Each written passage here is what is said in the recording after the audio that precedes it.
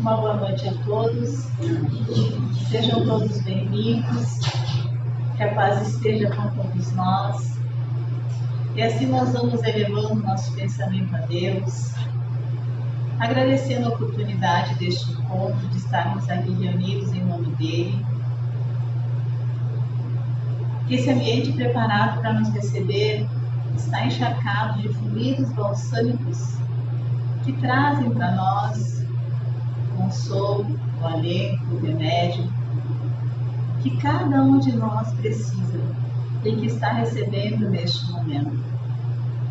Mas nós precisamos fazer a singela parte de nos conectar, de estarmos presentes no aqui e no agora.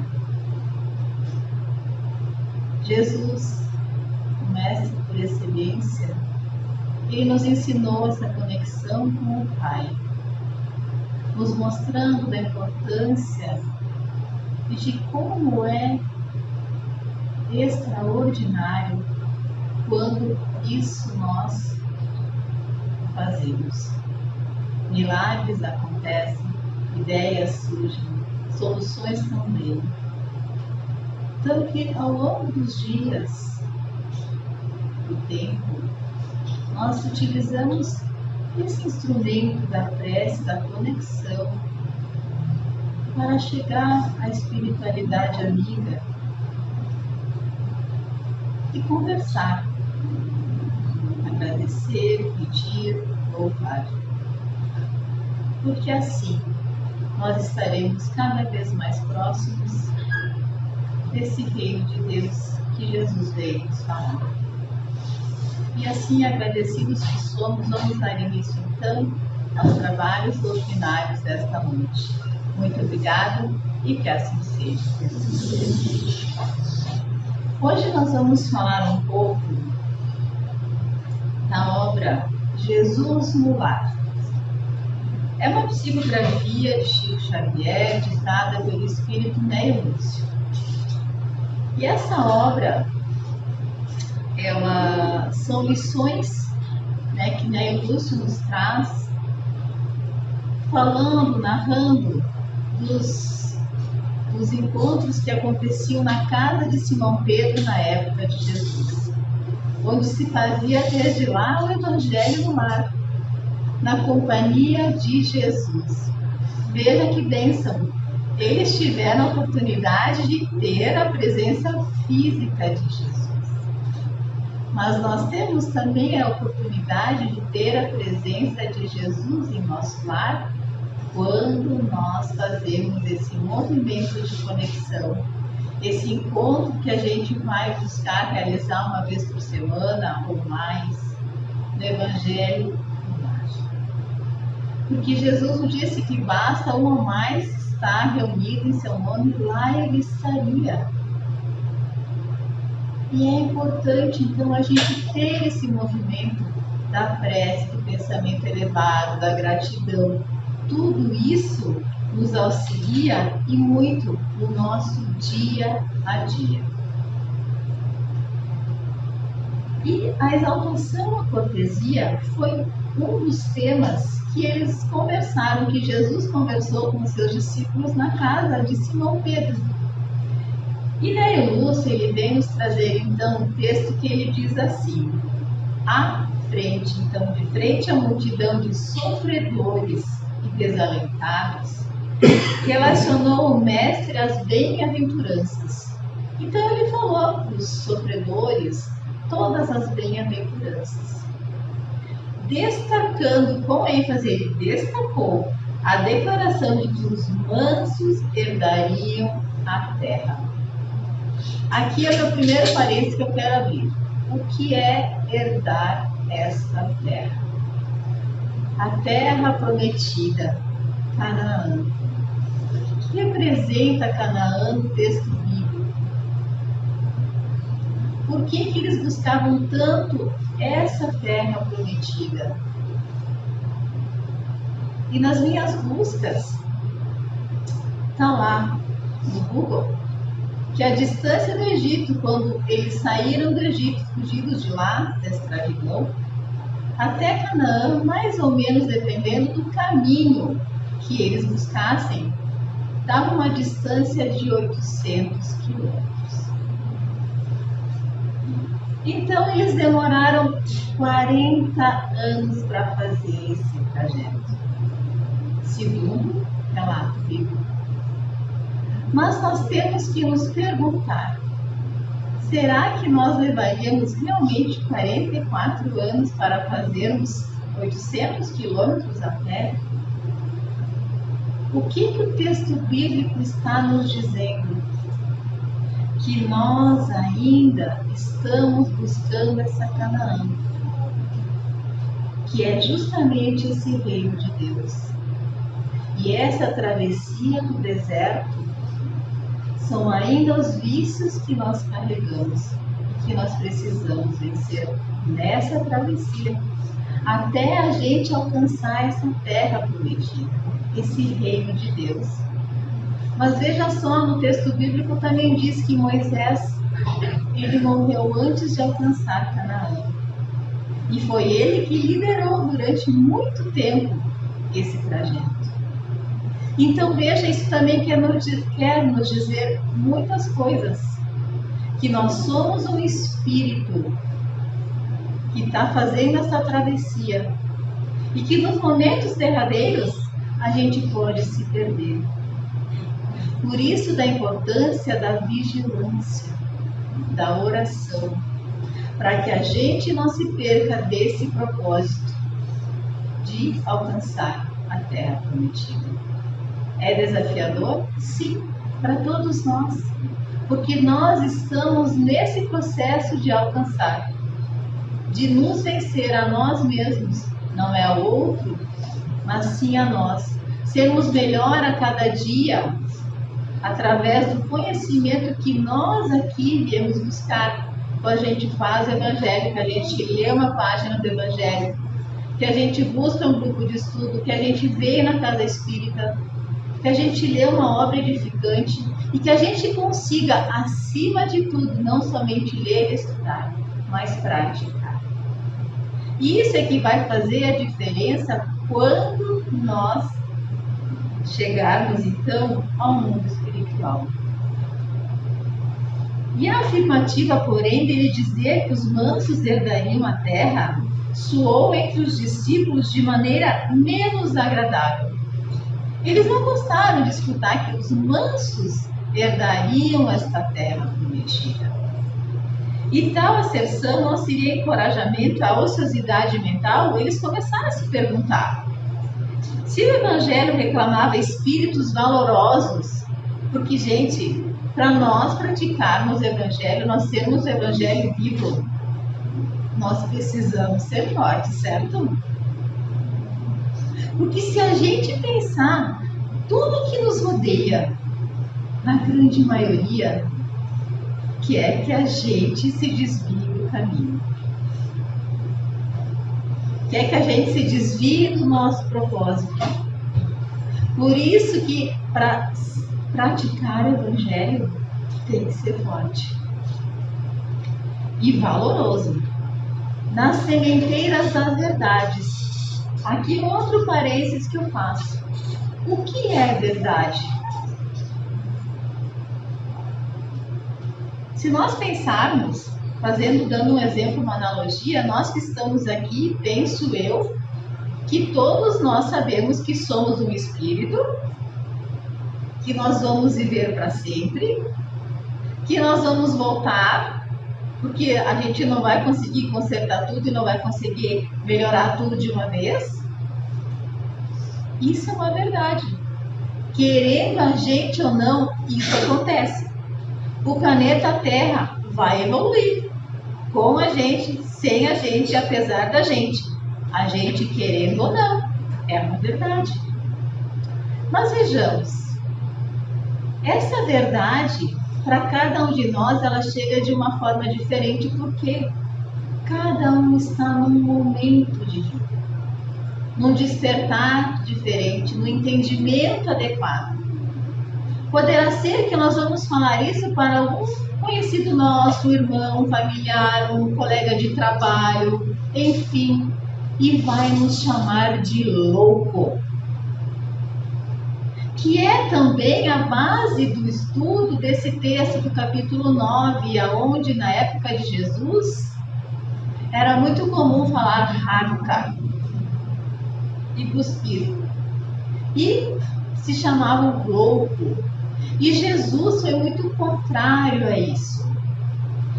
E lá no livro da Esperança, no capítulo 22, Emmanuel ele vem ao nosso socorro nos falando sobre a verdade. Essa verdade que muitas vezes a gente quer falar, a gente quer compartilhar. Eu lembro, logo que eu entrei dentro da doutrina espírita, eu queria contar para todo mundo, eu queria convencer todo mundo que era bom, que era isso. Não. Cada um tem seu momento, era bom para mim. É bom para nós que está aqui. Mas talvez para aquele irmão não é. Ainda não chegou o momento, então nós temos que entender que há um tempo. E não é porque a gente está aqui dentro da doutrina espírita que todo mundo tem que ser espírita, não. Porque o objetivo do espiritismo não é tornar todo mundo espírita, e sim tornar o ser humano um homem de bem. Não importa em qual caminho ele escolheu. O objetivo é que nós, cada um de nós, se torne um homem de bem. E Emmanuel ele vem falar então sobre a verdade. E ele diz assim: guardar o silêncio quando preciso, mas falar sempre que necessário, a desfazer enganos e a limpar raciocínios, entendendo, porém, que Jesus não confiou a verdade para transformá-la numa pedra sobre o crânio alheio, e sim num clarão que oriente os outros e ilumine a nós. Então essa verdade que a gente quer compartilhar com os outros, que a gente já descobriu, mas que os outros ainda não querem receber, não pode ser uma pedra que machuque. Mas ela precisa ser essa verdade que vai nos iluminar e através do nosso exemplo a gente possa transformar. Que Ele está próximo de nós, mas não com o objetivo de transformá-los, mas de nos melhorarmos. Então, essas verdades renovadoras, como acomodar a promessa com a necessidade de destemor?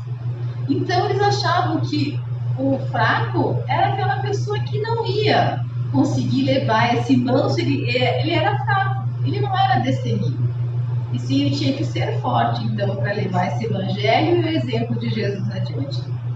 Se o mal era atrevido e contundente em todos os climas e posições, como estabelecer o triunfo inadiável do bem por meio da incapacidade de reagir, embora pacificamente?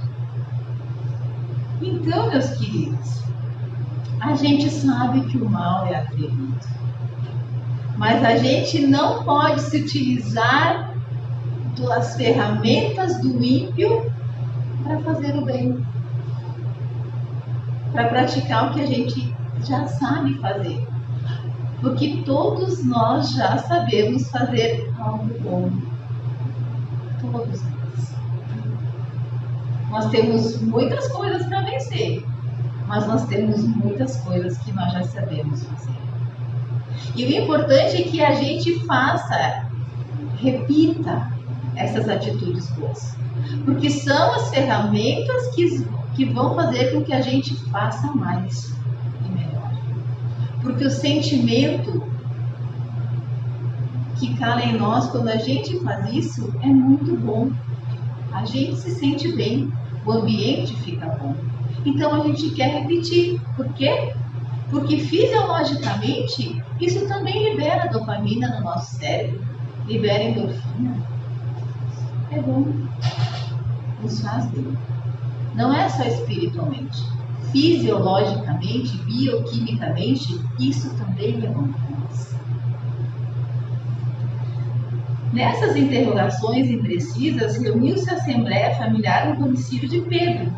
Então, com esse burburinho todo, com esse movimento todo, com todos esses questionamentos, eles estavam lá na casa de Pedro. Iniciados os comentários edificantes da noite, entreolhavam-se os discípulos entre a indagação e a curiosidade. Eles queriam perguntar, eles estavam curiosos, mas também estavam com o pé atrás. Porque, afinal de contas, é Jesus, o Mestre, ele está dizendo que o manso vai herdar essa terra. Mas o divino amigo parecia perceber os motivos da expectação em torno, mas esperava sereno, sereno. Ele não se abalava. Vamos imaginar nós no Evangelho do Lar, na companhia de Jesus, querendo fazer um monte de pergunta. E ele sereno, esperando a gente também se acalmar um pouco dessa ansiedade e perguntar. Era assim com os discípulos.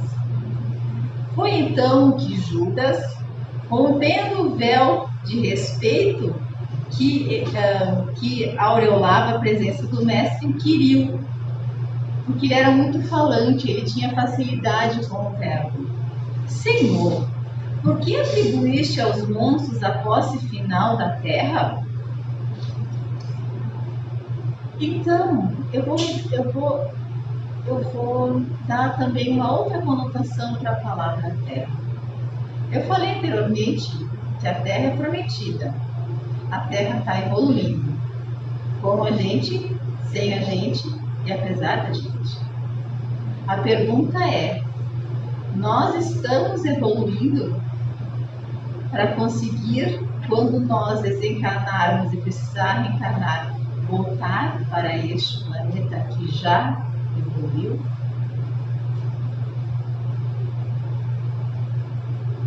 Isso é algo que nós precisamos nos perguntar. Nós temos que ser merecedores. E cada um vai fazer por si. Ninguém vai fazer por nós. Os corações acovardados gozarão de semelhante bênção? Os incapazes de testemunhar a fé, meus queridos, é fidelidade. Fidelidade a quê? Às leis morais. A lei divina que está onde? Na nossa consciência. Ela não está em outro lugar. É por isso que a gente sabe quando pisa na bola. A gente sabe. Por isso Jesus nos aconselhou: vai, reconcilia-te com teu irmão enquanto você está a caminho com ele, para que a tua consciência fique tranquila. Nos momentos graves de luta e sacrifício, serão igualmente bem-aventurados, então? Será que aquele manso ele vai se sair bem quando ele precisar na luta? Jesus não respondeu de imediato.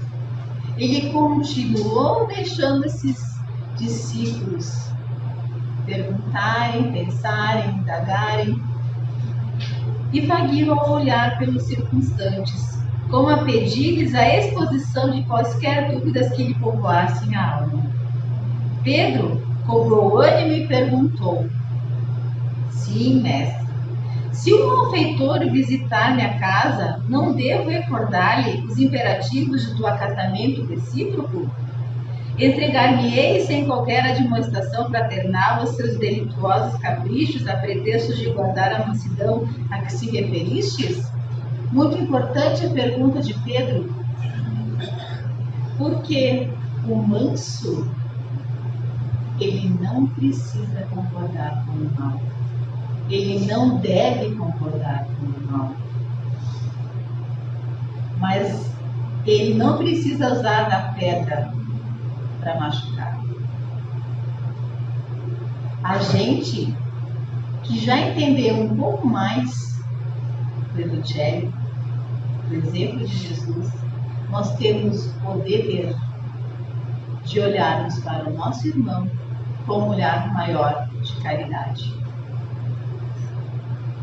Porque justamente Jesus, Jesus ele fala, no capítulo 9, onde ele fala dos mansos, que ele elegeu por mansietude uma lei. E quando a gente infringe essa lei, a gente está descumprindo a gente está saindo, a gente está burlando essa lei. E a gente se afasta de Deus. E também no capítulo 9, elegeu lá os itens que Kardec colocou pedagogicamente para que a gente compreendesse que a afabilidade e a doçura, a paciência, a obediência e a resignação estão neste capítulo 9. E fala justamente dessas palavras, desses sentimentos, dessas posturas que nós temos que ter perante os nossos irmãos, perante a vida. A começar pelos nossos familiares. Mas ele também, neste capítulo, fala sobre a cólera. É interessante, né? Ele nomeia todas as qualidades que nós precisamos adquirir, conquistar, trabalhar. Mas ele colocou lá a cólera. Porque essa a gente ainda tem. Essa a gente tem que colocar num volume e direção adequadas. Porque essa é a pedra que a gente joga na cabeça para impor a nossa verdade ao mundo. Mas a gente não faz muitas vezes isso, e penso eu, na grande maioria das vezes a gente não faz isso não. Porque tem lá uma questão do Livro dos Espíritos, a 895, que diz que quando a gente vencer todas as nossas imperfeições, há algo que ainda nos denota espíritos imperfeitos, que é o interesse pessoal. E o interesse pessoal é bom, porque eu vou buscar o que é bom para mim.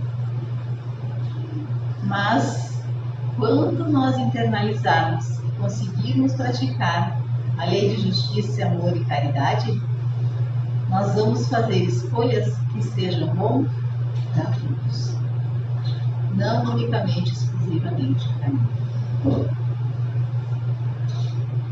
Então, depois da pergunta de Pedro, o Cristo sorriu. Deixou todo mundo perguntar, se lamentar, né? Ficar com cara bege, bravo, interrogativo. E ele então, calmamente, ele respondeu: enganaram-se todos naturalmente.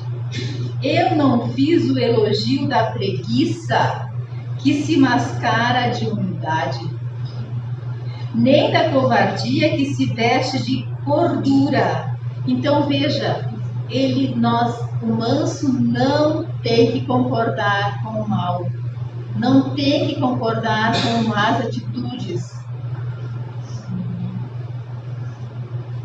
Para melhor acomodar-se às conveniências humanas.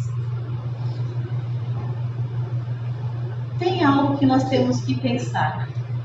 Muito importante, gente. Se não for bom para todo mundo, e todo mundo está indo para aquela direção, mas tem alguns que não vão, pensa 2 vezes antes de ir. Faz o caminho inverso.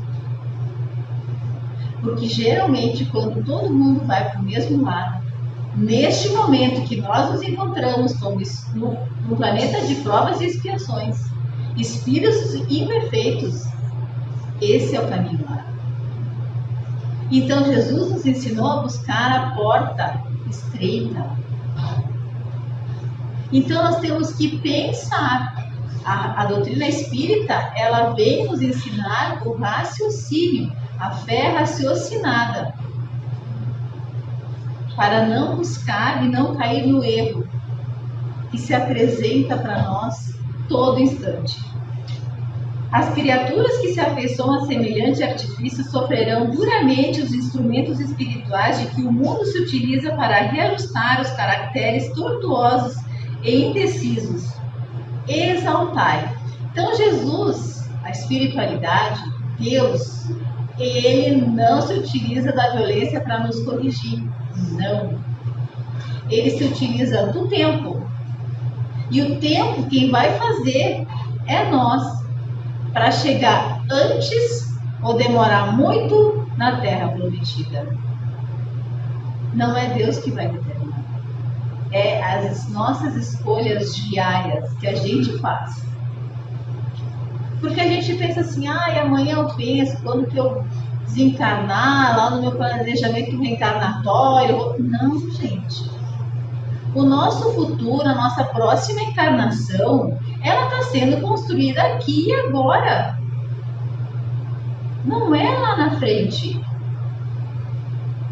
As benesses que a gente faz, as maldades que a gente faz, a gente vai levar. E vão ser muitas vezes resgatadas lá na frente. Na nossa próxima encarnação, tem lá nossa ficha, tá lá. Isso. Tem de crédito isso e isso. Nossa, fiz 5 ruins e 2 bons. Tenho 3 agora para reparar. Então, essa é a contabilidade. Então, saber disso, gente, vai fazer a diferença. Se a nossa atual realidade, se a nossa encarnação não tá legal, escolhe diferente, faz diferente, utiliza o conhecimento que tu tem. E vou dizer que para mim ainda é mais desafiador.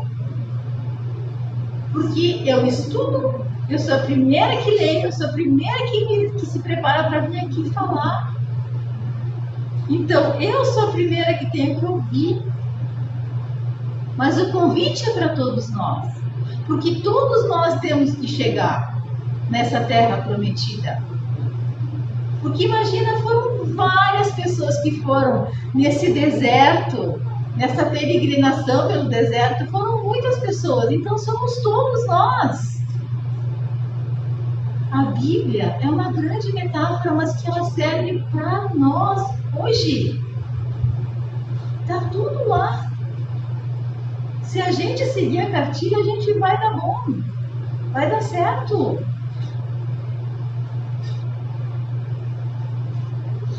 Exaltar na realidade a cortesia de que somos credores uns dos outros. Nós somos credores uns dos outros, porque nós fazemos coisas boas, fazemos coisas não tão boas, e são créditos que a gente vai ter de positivo ou negativo.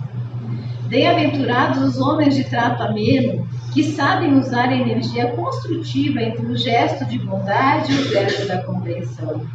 Bem-aventurados os filhos do equilíbrio e da gentileza, que aprendem a negar o mal, que se vencem.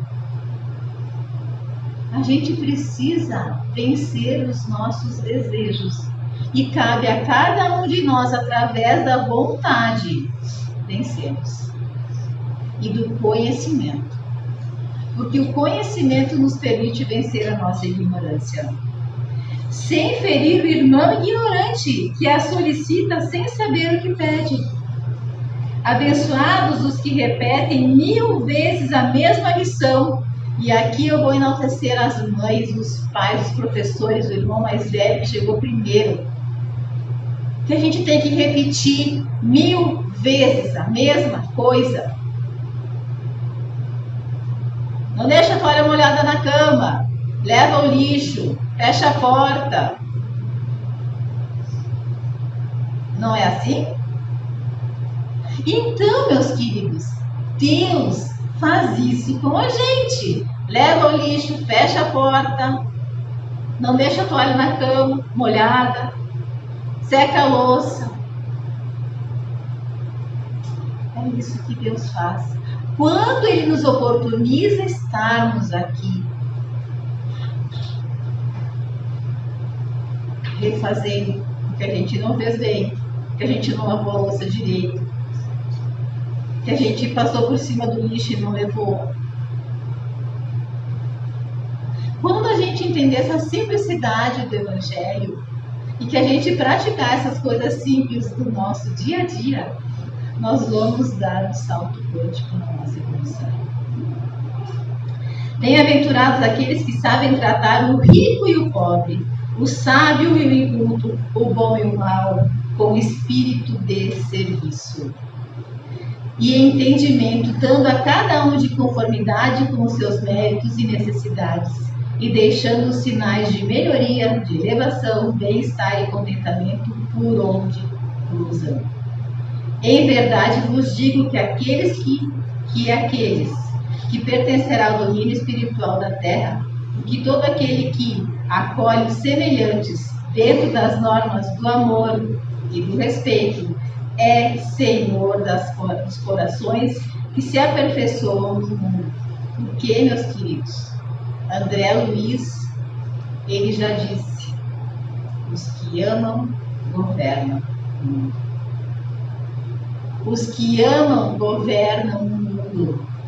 Não é quem tem mais arma, não é quem quer pelo poder governar, mas são os que amam, que sabem já o que tem que fazer, porque são os mansos, porque pelo amor vão conseguir levar adiante e viver o Evangelho. Alívio e alegria transbordaram o ânimo geral, e de olhos fitos agora nas águas imensas do grande lago do Tiberíades, o Senhor pediu a Mateus que encerrasse o fraterno entendimento da noite, pronunciando uma prece. E esse é o meu convite, para que nós encerramos esse encontro com uma prece. E assim os nossos irmãos estão convidados a cerrar os nossos olhos, receber o convite também dos nossos irmãos passistas, para que possam então doar mais um pouco desses fluidos para todos nós. E que esse convite do Mestre a sermos nós os mansos para conquistar essa terra prometida. Que a nossa palavra possa chegar aos nossos irmãos de bom ânimo, de alegria, de fortaleza, de auxílio, de conhecimento, mas sem a imposição.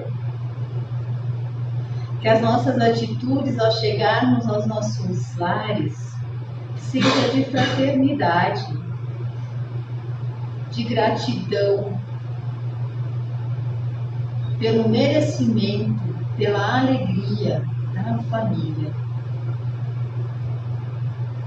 Essa bênção na terra, que tanto precisa das nossas preces, do bom ânimo, das boas atitudes que cada um pode contribuir para que assim nós possamos vencer pelo bem, nos transformarmos a cada dia um pouco mais neste homem de bem que Jesus veio nos convidar a ser. E gratos que somos então por este encontro, vamos encerrar com esses fluidos tão generosos que a espiritualidade nos trouxe e voltarmos aos nossos lares energizados ainda mais. Obrigada por tudo, Pai, e que assim seja.